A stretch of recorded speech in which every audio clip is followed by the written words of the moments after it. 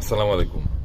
শোনেন, দেশের বেশিরভাগ মানুষই সুবিধাবাদী চরিত্রের, বা যখন যে সরকার আসবে সে সরকারের সাথেই তাল মিলিয়ে কাজ করার যে, তাদের সাথে সমমন মানসিকতা প্রকাশ করার যে একটা চাতুরি করে, এই কারণেই কিন্তু 53 বছর ধরে আমরা এখনো প্রকৃত স্বাধীনতাকে খুঁজে পাই নাই এবং প্রকৃত স্বাধীনতাকে খুঁজছি।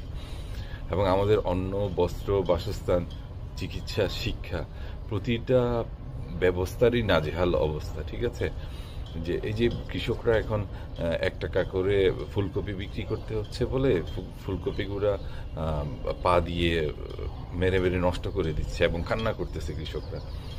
দ্রব্যমূল্যের দাম কমছে সেটা না, এই যে সাপ্লাই চেইন ম্যানেজমেন্টের উপর যে বিশাল ব্যর্থতা, এগুলোর দিকে ফোকাস করা উচিত। এগুলা কেন প্রান্তিক লেভেলের কৃষকরা, আমাদের প্রয়োজন না হলে আমাদের প্রিজার্ভেশন সিস্টেমগুলো ঠিক নেই, স্টোরেজ সিস্টেম ঠিক নেই, আমাদের এই জিনিসগুলোকে স্টোরেজ করে আমাদের যদি প্রয়োজনের অতিরিক্ত হয়ে যায় আমরা বিদেশে এক্সপোর্ট করতে পারি।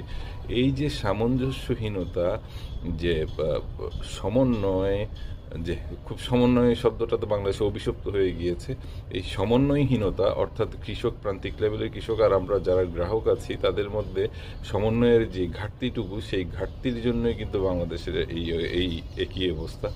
তো আসুন আমরা সবাই এই জিনিসগুলো কাটিয়ে ওঠার চেষ্টা করি। ধন্যবাদ।